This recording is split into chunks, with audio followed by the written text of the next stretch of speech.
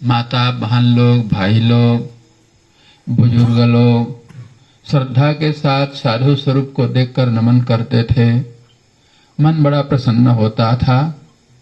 गाजे बाजे के साथ जयकारा करते हुए नवयुवकगण यहाँ तक पहुँचाए।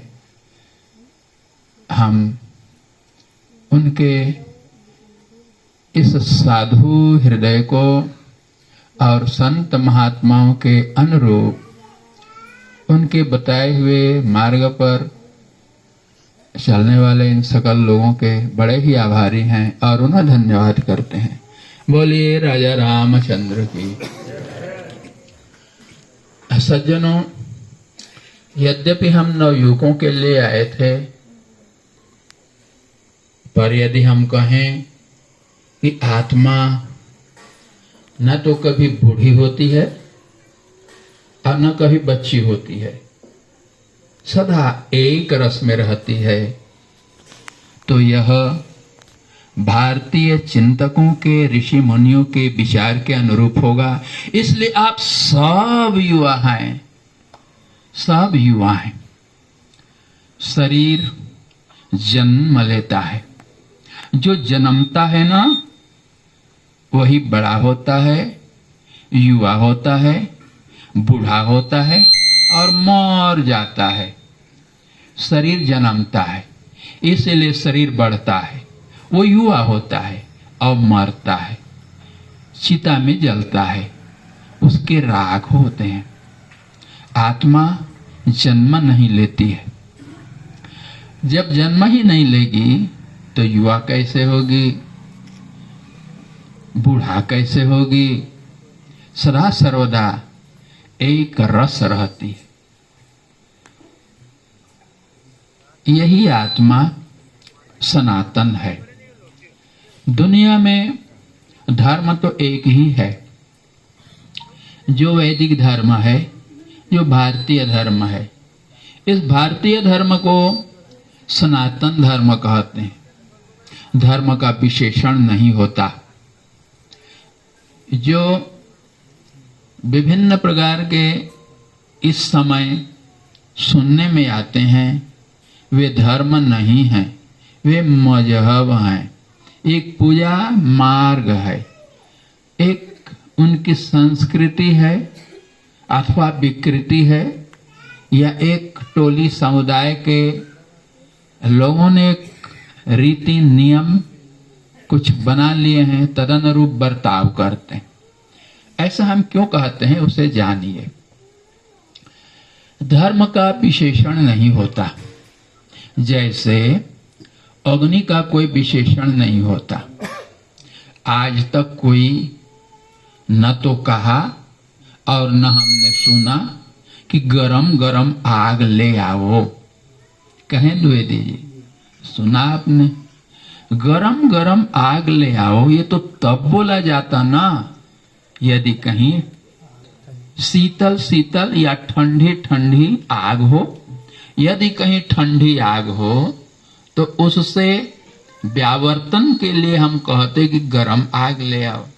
जैसे बहुत से फूल हैं, पुष्प ले आओ तो बच्चे ने पूछा कौन सा फूल लाऊं? लाल, पीला, सफेद, नीला, काला। चूंकि अनेक रंग के फूल हैं, इसलिए कहना पड़ता है कि अमुक रंग का, जैसे लाल रंग का फूल ले आओ।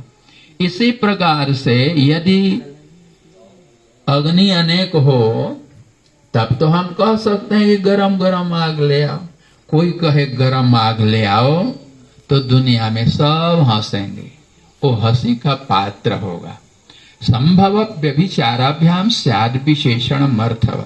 जहां संभव हो और अनेकों से व्यावर्तन करना हो, अलग होना हो, तभी विशेषण का दान उचित प्रतिभात होता है, अन्यथा नहीं।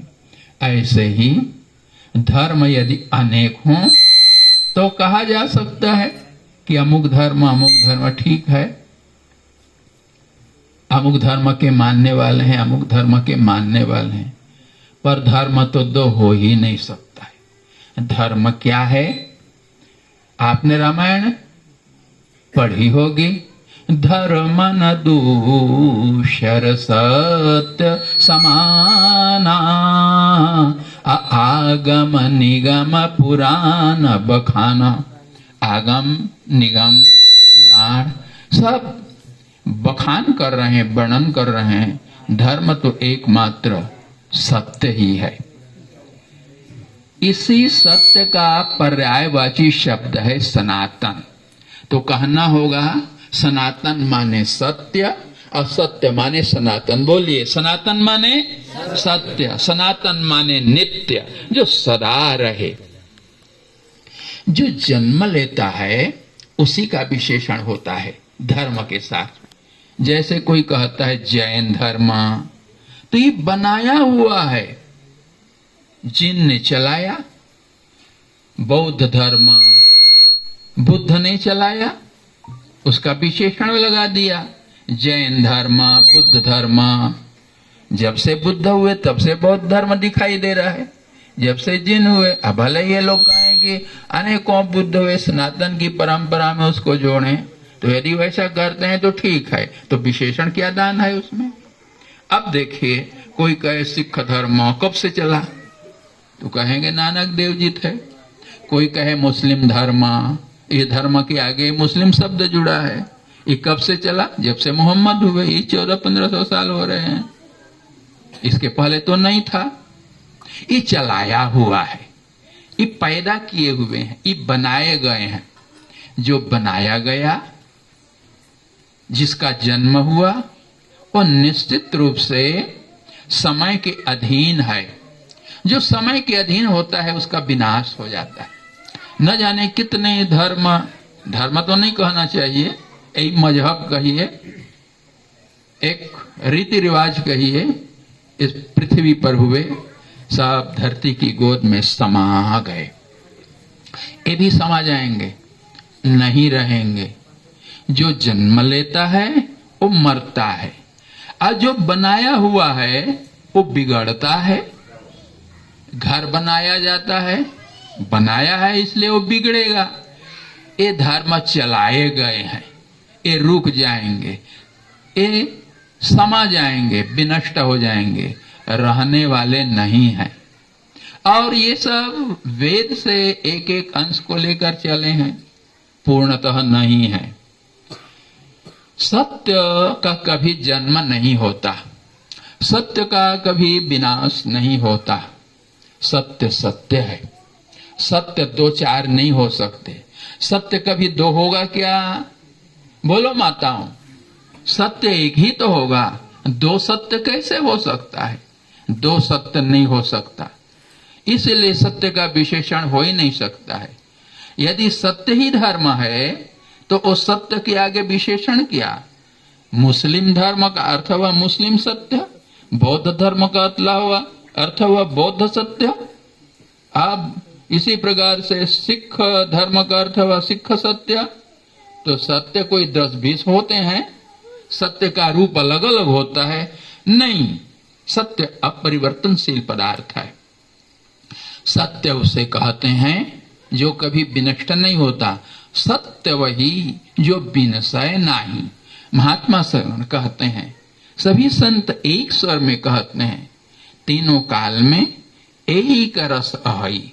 जो सदा एक रस रहता है, एक समान रहता है, वही सत्य है। सत्य कभी जन्म नहीं लेता, सत्य कभी बूढ़ा नहीं होता, सत्य कभी मरता नहीं। क्यों? क्योंकि सत्य काल की परिधि से परे है, काल की परिधि से बाहर है। जो जन्म लेता है वो समय के अधीन होता है। जैसे कोई कहा मुस्लिम धर्म मुसलमान ने चलाया, मोहम्मद ने चलाया। कब से? जो कोई जन्म लिया तो कहेंगे कब जन्मा? जन्म लेने से पहले समय विद्यमान है। कोई भी जन्म लेगा कहेंगे, जैसे सिख धर्म सिख ने चलाया, नानक जी ने चलाया। कब चलाया?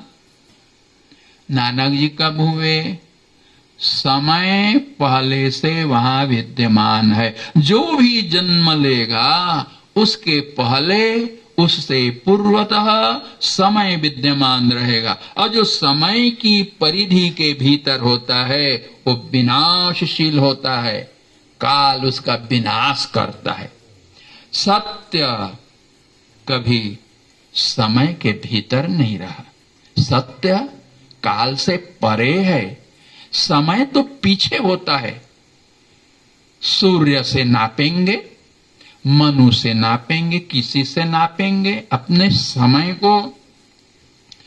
सत्य के सामने न जाने कितने सूर्य भस्म हो गए, न जाने हमारे जैसे कितने लोग सूर्य के समय में भस्म हो गए, और ऐसे ऐसे न जाने कितने सूर्य सत्य के समक्ष भस्मीभूत हो गए। सत्य कभी विनष्ट नहीं होता है, इसीलिए उसको सना कहते हैं। सना भवम सनातनम, जो सदा सर्वदा रहे, उसी धर्म के मानने वाले आप हैं। सनातन धर्म से श्रेष्ठ और कोई है ही नहीं, धर्म दूसरा है ही नहीं, तो श्रेष्ठ और उससे कैसे हो सकता है? इसके अलावा और कुछ नहीं है। इसलिए आप लोग सभी सनातन धर्म के अनुयायी कभी भी इस सनातन धर्म का परित्याग न करें। किसी वन में तोते रहते थे, वो वन बड़ा विकसित था, सुंदर था, भांति भांति के वृक्ष थे, फल फूल लगे हुए थे, झरने थे, तोते बड़े आनंद से रह रहे थे। पर हाय, कहीं से कुछ गिद्ध आ गए, तोतों के बच्चों को उन्होंने पकड़ा, कुछ तोतों को पकड़ा, लोभ लालच दिया, और उन गिद्धों ने उन्हें गिद्ध बना लिया। कहीं से कौवे आए, कौवों ने उनके बच्चों को पकड़ा, कुछ कमजोर लोग थे, बल से धन से उनको पकड़ लिया और उनको कौवा बना लिया। कहीं से उल्लू भी आ गए, उल्लुओं ने पकड़ लिया और उनको लोभ लालच दिया, उनके बुद्धि में पर्दा डाला, व्यामोह में डाला और उन्हें उल्लू बना लिया। कौवा क्या करेगा? मैल खाना सिखाएगा आपको, मांस, मछली, अंडे और असत्य पथ पर चलना, यही सिखाएंगे वो लोग। गिद्ध क्या करेगा? सड़ा हुआ मांस, पशुओं का मांस खाएगा। तो वो लोग, उस धर्मावलंबी लोग, वही सिखाएंगे। इसी प्रकार से उल्लू वो हमेशा गुफा में छिपेगा, अंधकार में रहेगा। उसने अपना धर्म बना लिया, अन्याय को, अधर्म को, दूसरों की बहू बेटियों को, दूसरे की माता बहनों को गिद्ध की तरह, श्रृगाल की तरह, अन्यायी लोगों की तरह उनके जिस्म को देखना, अज्ञान में उनको ले जाना, अंधकार में ले जाना, यही सिखाएगा। इसी प्रकार से उन्होंने धीरे धीरे धीरे उस वन को तोतों से रहित कर दिया। यही स्थिति आज सनातन धर्मावलंबियों की है। वह वन कोई और नहीं है, यह समृद्ध भारतवर्ष ही है।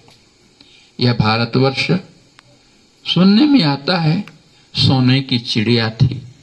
ये भारतवर्ष में क्या नहीं रहा, अब भी है, अभी भी भारत समृद्ध है, क्योंकि हमारे पास हमारा धर्म है, हमारे पास संतों का ज्ञान है, हमारे पास वैदिक संस्कृति है, और जहां धर्म है वहीं सब कुछ है।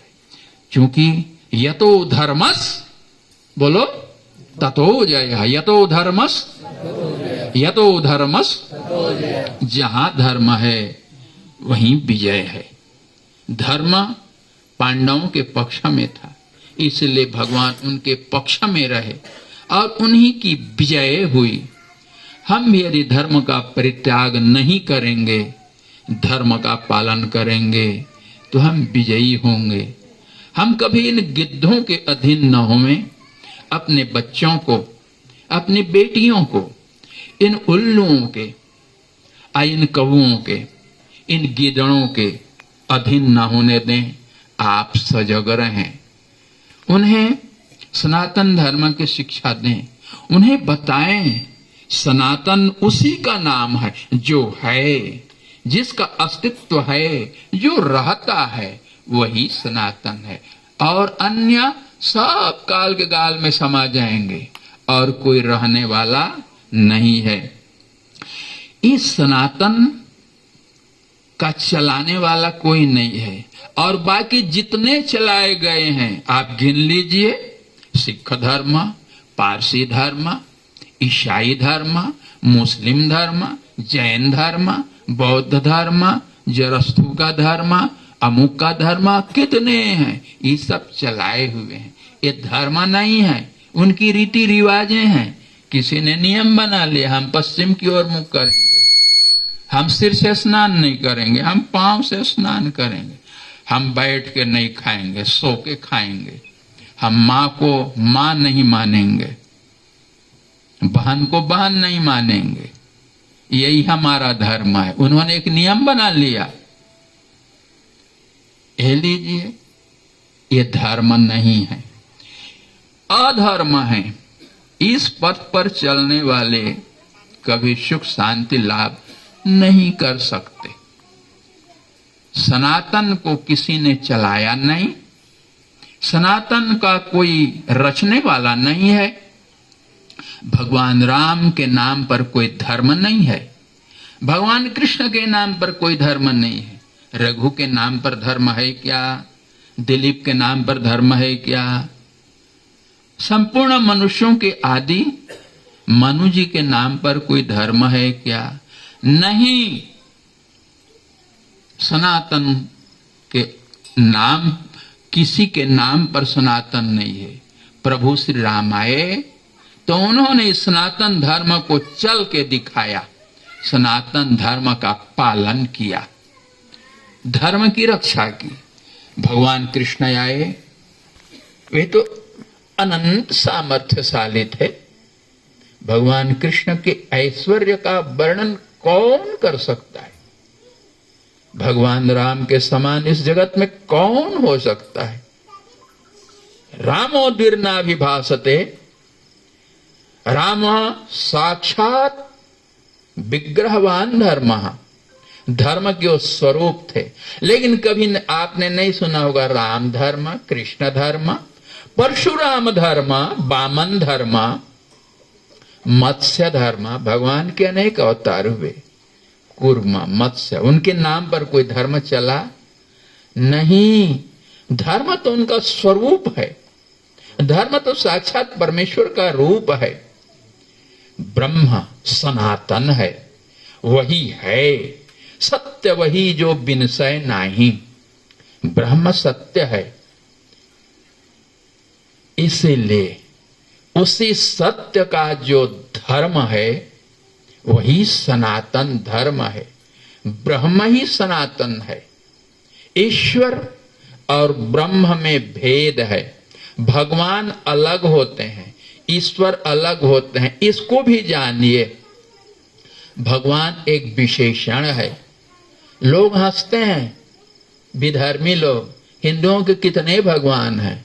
अरे हमारे लिए तो सब भगवान हैं, आप सब भगवान हो। भगवान तो उसे कहते हैं जिसके पास ऐश्वर्य हो।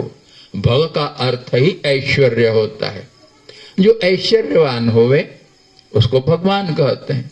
भगवान हमारे यहाँ पूजावाची शब्द है, इसलिए भगवान पतंजलि, भगवान परशुराम और भगवान वशिष्ठ, संत महात्माओं को आप भगवान बोलते हैं। भगवान भगवान, हम प्रथम बार खिलचीपुर में आए, भगवान भगवान।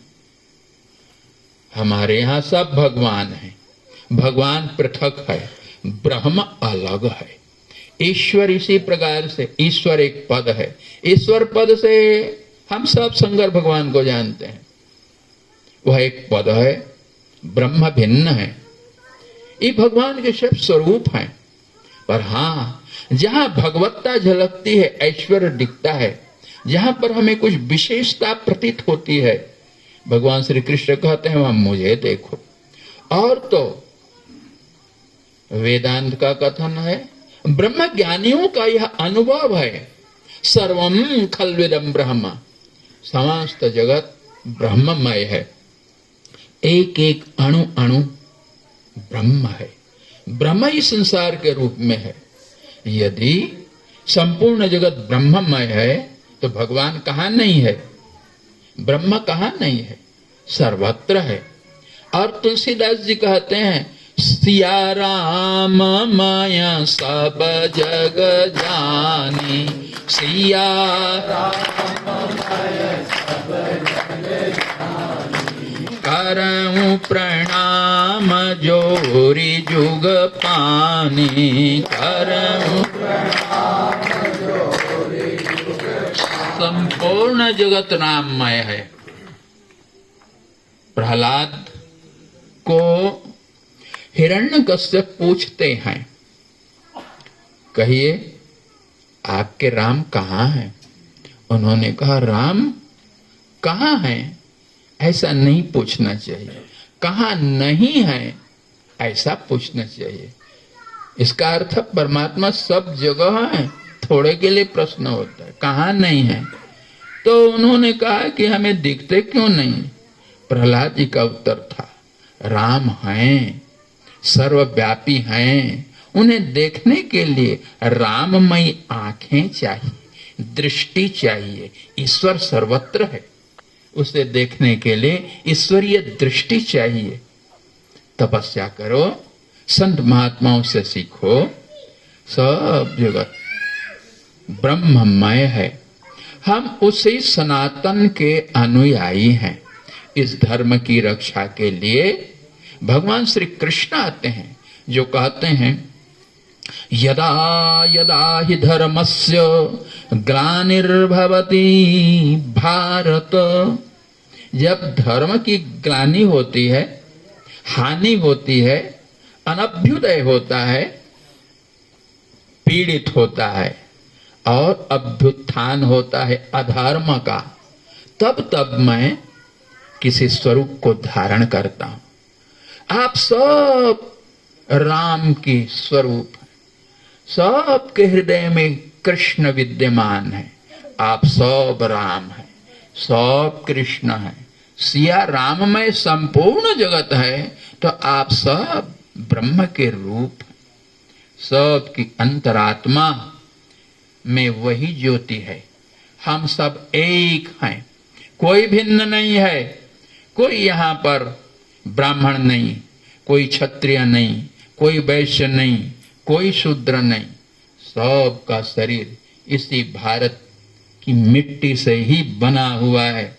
सबका शरीर 5 तत्वों से बना है। इसी भारतवर्ष की मिट्टी से, इसी भारतवर्ष के जल से, इसी के वायु से, इसी के तेज से और इसी के स्वच्छंद उन्मुक्त गगन से हम सब का शरीर बना है। ब्राह्मण का शरीर कहीं दूसरी मिट्टी से नहीं बना है। ब्राह्मण के शरीर में भी वही है जो एक गौ के चींटी के शरीर में है। पूर्णमदः पूर्णमिदम्, जिन तत्वों से जगत बना है उन्हीं तत्वों से एक फूल की कली भी बनी है। और सबके भीतर में वही चेतना है, एक ही ज्योति है, सबके भीतर राम है। तो भेद किसका? भेद किस बात का? इसलिए भेदभाव का परित्याग करना है। हम सबको एक होकर के रहना है। हम सब भारत माता की संतानें हैं। हम सब के हृदय में एक ही ज्योति है और वह ज्योति है आत्म ज्योति। वह आत्म ज्योति वही परमपिता परमेश्वर का ही अंश है। ईश्वर अंश जीव अविनाशी, वही चेतन है, अमल है, सहज सुख राशि है। वही सनातन है, वही धर्म है। धर्मस्य तत्वम निहितम गुहायाम, गुहा कहते हैं हृदय देश को। धर्म वही निहित है, धर्म को ही जानता है जो आत्मा को जानता है। आत्मा ही हमारा धर्म है, सनातन ही हमारा धर्म है, और आत्मा ही तो सनातन है। आत्मा ही परमेश्वर का एक स्वरूप है, सब सर्वत्र सदा राम ही तो है। इन कलियों में जलमपि ब्रह्म स्थलमपि ब्रह्म ब्रह्म हि विश्वं विश्वं ब्रह्म प्रति जलवाष्पं विलसति ब्रह्म प्रति कणचूर्णं लसति ब्रह्म। धूल के एक एक कणों में वो ब्रह्म ही है, उसके अतिरिक्त और कुछ भी नहीं है। जल के एक एक बूंदों में राम ही है, उनके अतिरिक्त और कुछ भी नहीं है। रमणाद राम, जो सर्वत्र रमण कर रहे हैं, विहरण कर रहे हैं, वही राम है। ऐसा आपका धर्म है, आप धर्म के रूप हैं। हमारा धर्म सनातन है। बोलो सनातन धर्म की। तो क्या आप सनातन धर्म की रक्षा नहीं करेंगे? करेंगे। जोर से बोले, सनातन धर्म की रक्षा कौन करेगा? हम करेंगे, हम करेंगे, हम करेंगे। सनातन की रक्षा कौन करेगा? हम करेंगे, हम करेंगे, हम करेंगे। सज्जनों, सनातन की रक्षा हमारा कर्तव्य है। हमारा जन्म इसीलिए हुआ है, हम मुक्ति को प्राप्त करें, ब्रह्म को प्राप्त करें, सदा सदा के लिए मुक्त हो जाएं। और यह तब होगा जब हम धर्म की रक्षा करेंगे। धर्म में, आत्मा में कोई भेद नहीं है। धर्म की परिभाषा शास्त्रों में की गई है। धारणा धर्म मित्याहो धर्मो धारयते प्रजाः यत्स्याद्धारण संयुक्तः सधर्मा इति संस्मृतः। धारणात् धर्म इत्याहुः, धारण करने के कारण ही उस चेतन तत्व को हम धर्म कहते हैं। धर्म ही सकल जगत को धारण करता है।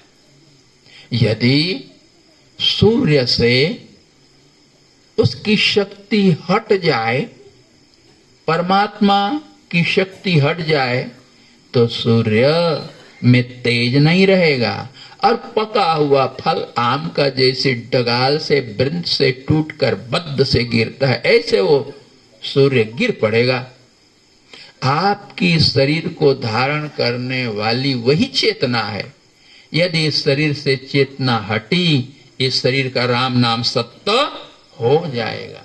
वृक्ष से उसकी चेतना हटी तो वृक्ष का शुष्क भाव दृष्टिगोचर होगा, माने उसके पत्ते पत्ते सब सूख जाएंगे, वृक्ष नहीं रहेगा।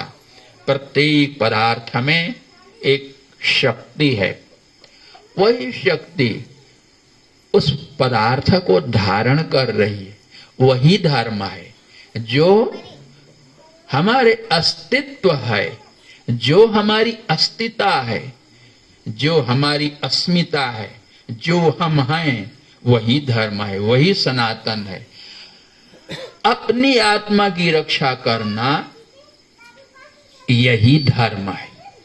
और अपनी आत्मा की रक्षा तब होगी जब हम उस धर्म की रक्षा करेंगे। इसलिए कभी भी धर्म का परित्याग हमें नहीं करना चाहिए। जो धारण से संयुक्त है वही धर्म है, जिसमें धारण करने की क्षमता है, जो हमें धारण कर सके, अर्थात जिसके रहने से हमारी सत्ता बनी रहेगी, वही धर्म है। इसीलिए उसका नाम आत्मा है। आत्मा का अर्थ भी यही है, अततीति आत्मा, जो निरंतर अतन करे। अत का अर्थ है सातत्य गमन, जो निरंतर अपने अस्तित्व को बनाकर रखे, जो हमेशा चेतता रहे, हमेशा प्रस्फुटित होता रहे, वो बना रहे, हमेशा जागता रहे। तो ये सनातन धर्म की रक्षा के लिए भगवान आते हैं, कृष्ण बनकर, राम बनकर, परशुराम बनकर। हम सबको अपने धर्म का परित्याग नहीं करना है। हमारा धर्म है जो हमारे देश का विनाश करने के लिए, जो उल्लू बनकर, गिद्ध बनकर, कौवा बनकर हमारे भारतीय लोगों को विकृत करना चाहे, उसको रोकना, उससे लोहा लेना, उसका प्रतिरोध करना, ये हमारा धर्म है। किसी बहन बेटी की इज्जत पर कोई हाथ डाले, माता बहन के शरीर पर, उसके इज्जत पर, उसकी प्रतिष्ठा पर कोई अपना किसी प्रकार हाथ डाले, तो उस हाथ को काटना ये हमारा धर्म है। हम अहिंसावादी हैं, हम अहिंसा परमो धर्म को मानते हैं, परंतु जहां हमारी बहु बेटियां, हमारी बहनें, हमारी माताएं, छोटे छोटे बाल बच्चे, किसी वृद्ध के आंखों से आंसू बहने लगे, तो उस आंसू को पोंछना, उस आंसू को पोंछने के लिए शस्त्र का उत्थापन करना, तलवार उठाना, भाला उठाना, ये हमारा धर्म है। हम अपने अस्तित्व के लिए जो कर्तव्य है उसको करेंगे। तो इसीलिए हम सब नवयुवकों को संगठित करने के लिए आए हैं। नवयुवक हमारी संस्था से जुड़े, राष्ट्रभक्त नवयुवक मंडल से जुड़े, हम संगठित होंगे तो निश्चित रूप से गिद्धों को, उल्लुओं को और कौओं को, गीदड़ों को, अहिंसकों को परास्त कर सकेंगे। मैंने सुना है, पंचतंत्र में पढ़ा भी है, एक कौवा प्रातः उड़ा, चलने लगा, उड़ते उड़ते देखता है एक झुंड कबूतरों का चला जा रहा था, और उन कबूतरों का जो मुखिया था, राजा नीलग्रीव, उन्हीं के साथ में था। कोई भी नाम रख लीजिए। तो कुछ छोटे छोटे बच्चे थे उनके, उन्होंने नीचे दृष्टि डाली, उनकी दृष्टि तीव्र होती है, तो बहुत से दाने बिखरे हुए पड़े हुए थे। तो उन्होंने कहा, भगवान ने हम लोगों को भोजन तो दे दिया, चलो चलो उतरो। तो कबूतरों की एक प्रथा है, जहां उतरेंगे झर्र से एक बार, और उड़ेंगे तो हर्र से एक बार। तो वो सब उतरने लगे।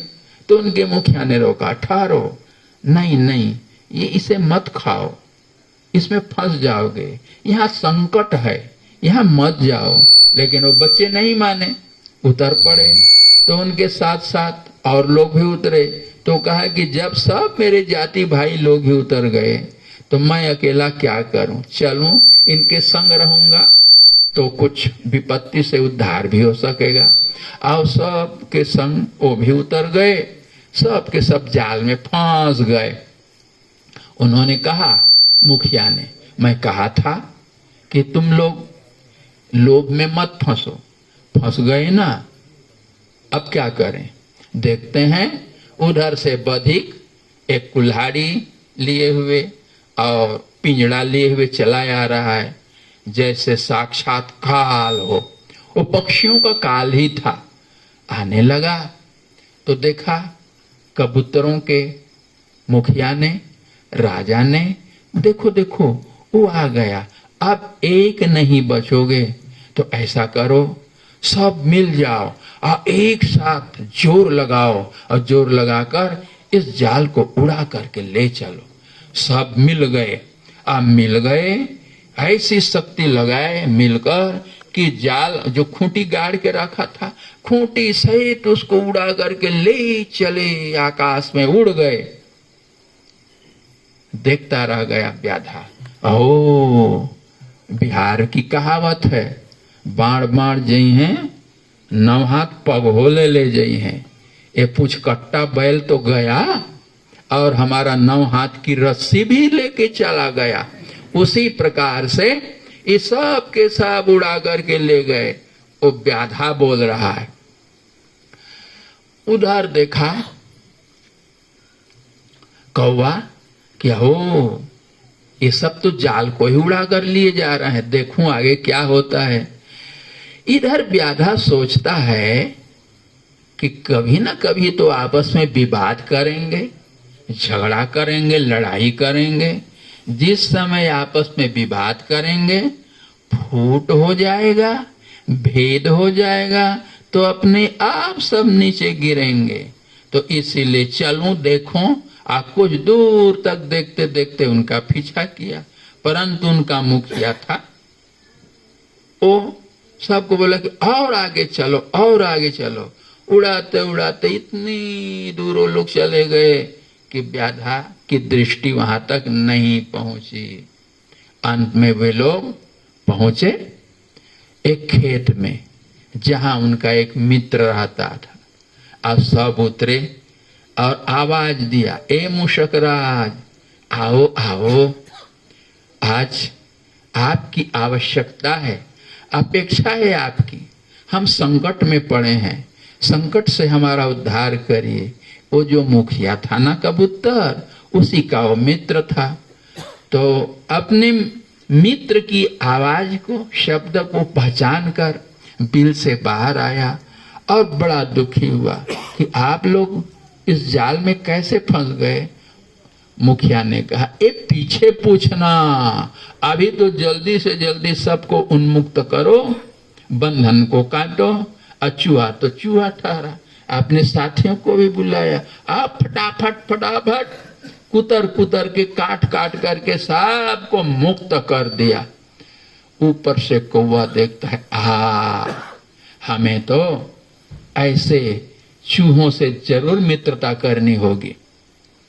आगे की कथा और बड़ी लंबी है, बहुत लंबी है और सब सुनने योग्य है, और सुनना ही चाहिए। कौवा कहता है, एकता में कितनी शक्ति है।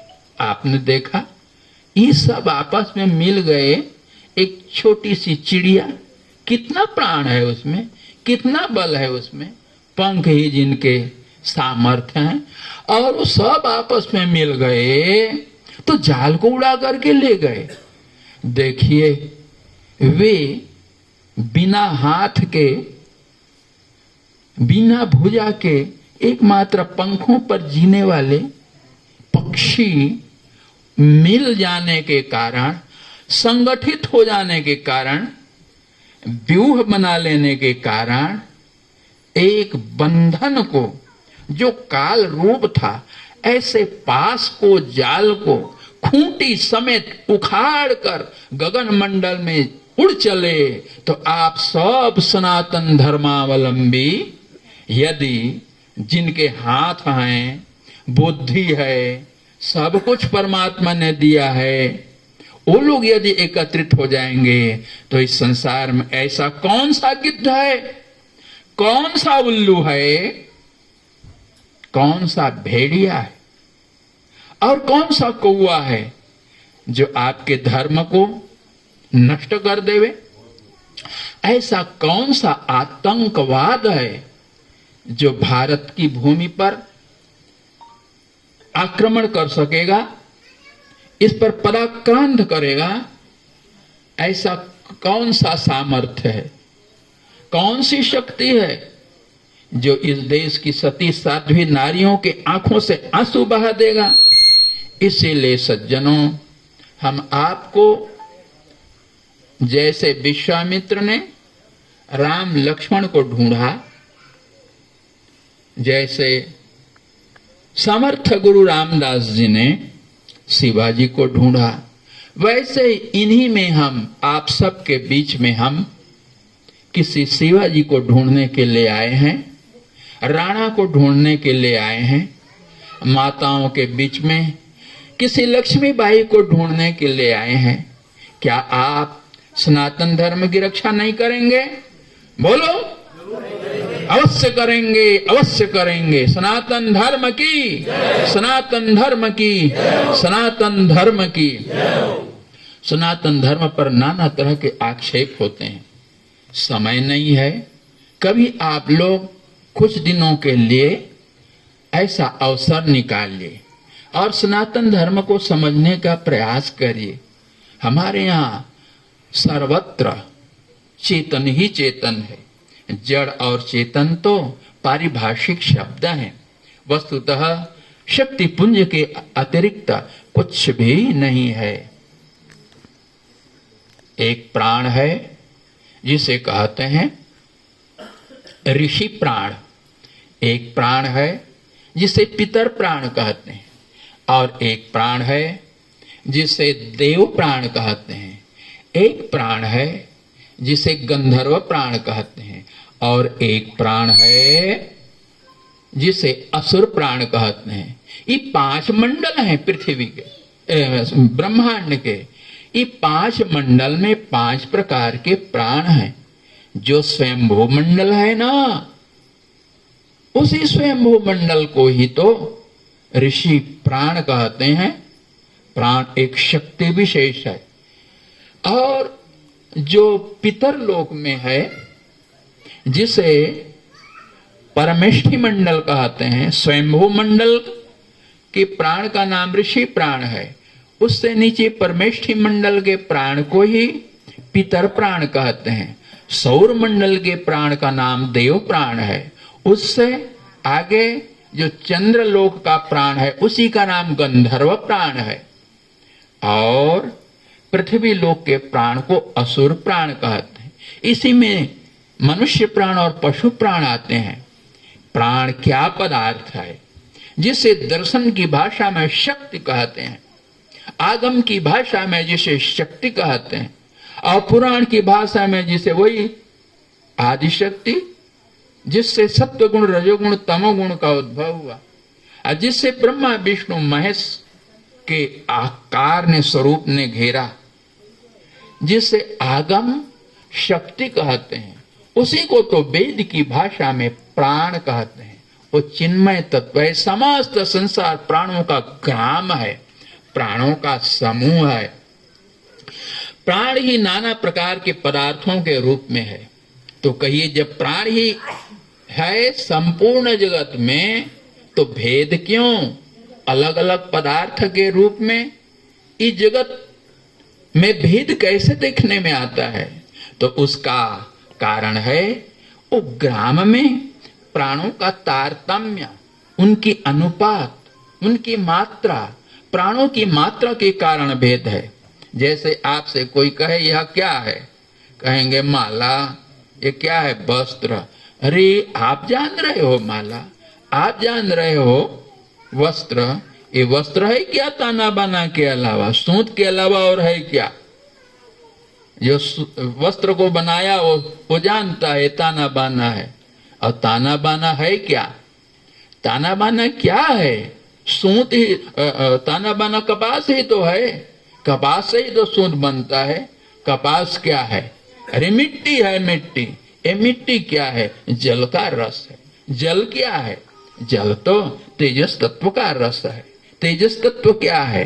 अरे वायु का सार है। वायु क्या है? वायु तो गगन, गगन का सार है। गगन क्या है? अरे ये अहंकार का एक रूप है। ये अहंकार क्या है? अरे ये महत्तत्व तो है। ये महत्तत्व क्या है? वो तो परब्रह्म ही तो है क्या? संपूर्ण जगत उसी का विस्तार है। इसीलिए हर एक पदार्थ के 3 रूप होते हैं। एक उसका भौतिक स्वरूप है, एक उसका अध्यात्म स्वरूप है, अध्यात्म स्वरूप, और उसका एक स्वरूप है जिसे अधिदैव स्वरूप कहते हैं। इसीलिए भगवान श्री राम समुद्र से प्रार्थना करते हैं। वो विधर्मी आक्षेप करता है, सनातन धर्म के लोग मूर्ख हैं। समुद्र कहीं बोलेगा?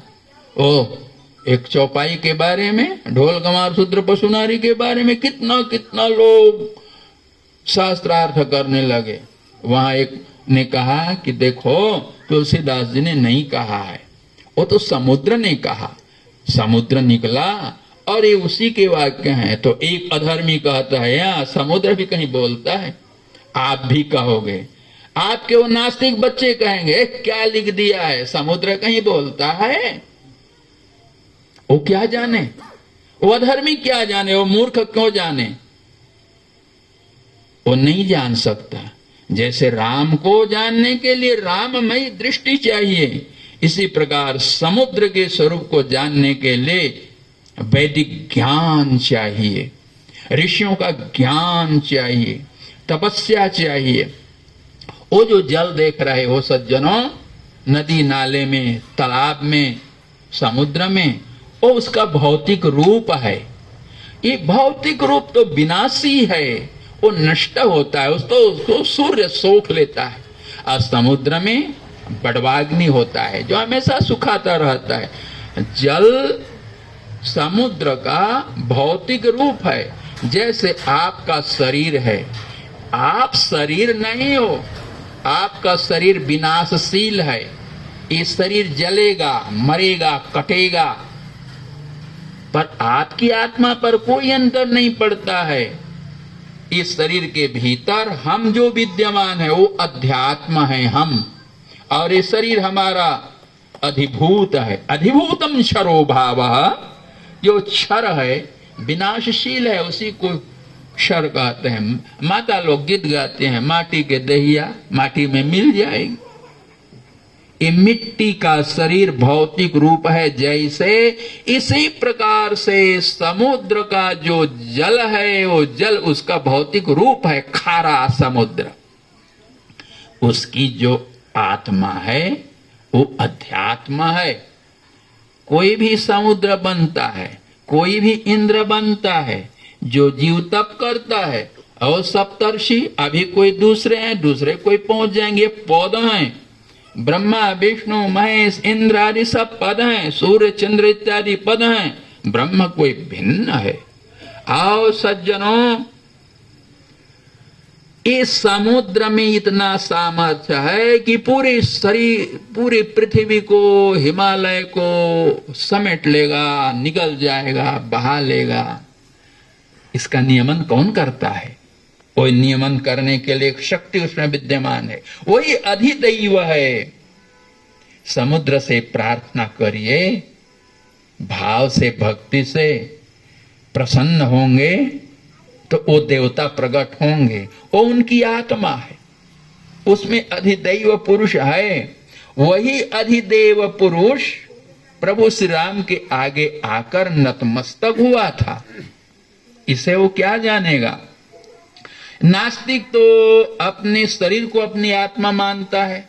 नास्तिक तो अपने बाप को बाप नहीं मानता। वो कहता है कि पता नहीं हम किसके बेटे हैं, लेकिन लज्जावश कहता है अमुक का। सुनते सुनते आए, क्या उसने देखा था अपने बाप को? नहीं देखा था। किसने जन्म दिया?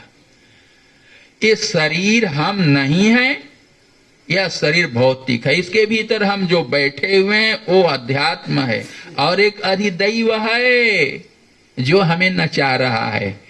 कहा गया दुर्योधन से, हे दुर्योधन क्यों अधर्म के रास्ते पर चलते हो? तो सुनो, हम भी उसी गुरु से पढ़े हैं जिनसे युधिष्ठिर ने पढ़ा। जानामि धर्मम न च मे प्रवृत्ति, मैं धर्म को जानता हूं पर उसमें चल नहीं पाता।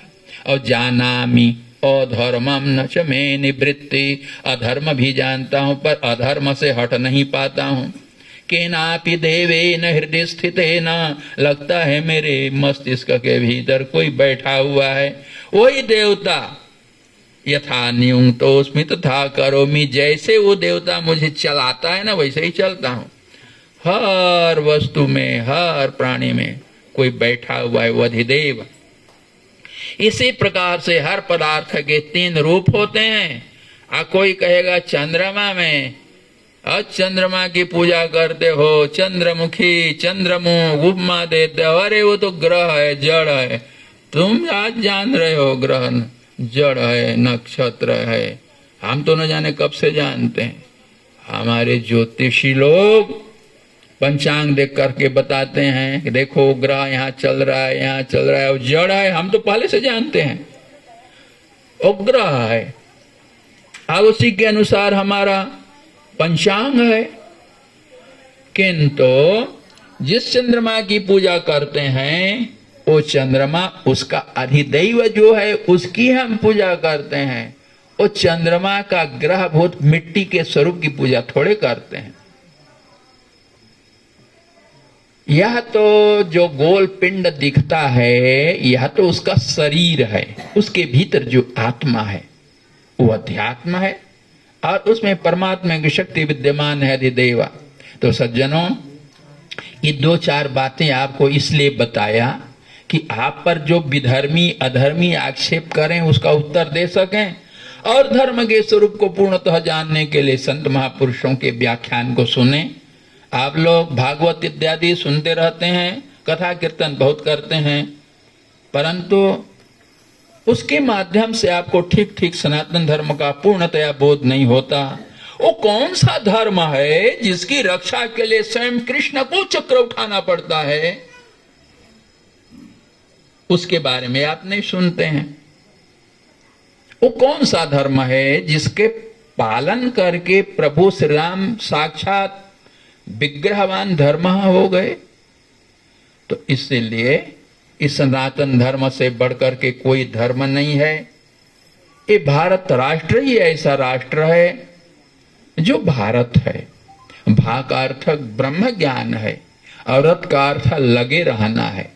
जो सदा ब्रह्म ज्ञान में आत्मज्ञान में लगे रहता है वही भारत भुवन है। तो हमें अपने भारत देश की रक्षा करने के लिए, हमें अपने धर्म की रक्षा करने के लिए कुछ प्रतिज्ञा करनी है। क्या आप सब अपने धर्म की रक्षा करेंगे? निश्चित रूप से करेंगे। तो हाथ उठा करके समर्थन करिए, धर्म की रक्षा हम करेंगे, हम करेंगे। वो काफी ले आइए, आगे आगे हम बोलेंगे, पीछे पीछे आपको बोलने हैं। चश्मा दीजिए।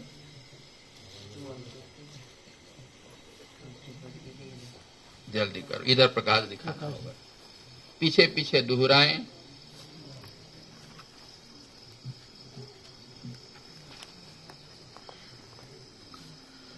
ओम अग्ने व्रतपते व्रतम चरिष्यामि तच्छकेयम तन्मे राध्यताम इदमहमन्विता सत्यमुपैमि। समय हो गया, इसकी व्याख्या भी नहीं करेंगे, केवल हम प्रण करेंगे।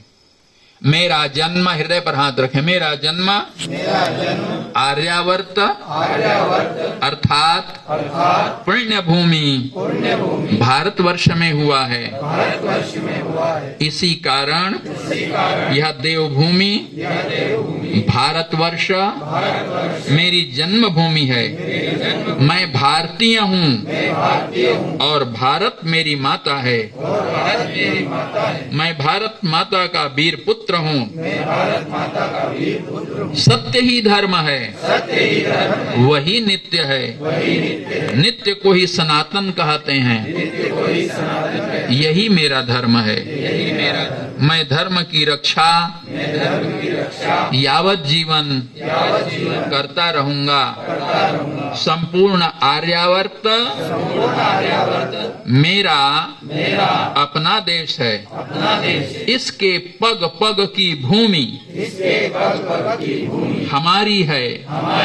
इसकी रक्षा के लिए अपना सर्वस्व बलिदान करना मेरा धर्म है। हमारी संस्कृति वैदिक संस्कृति है।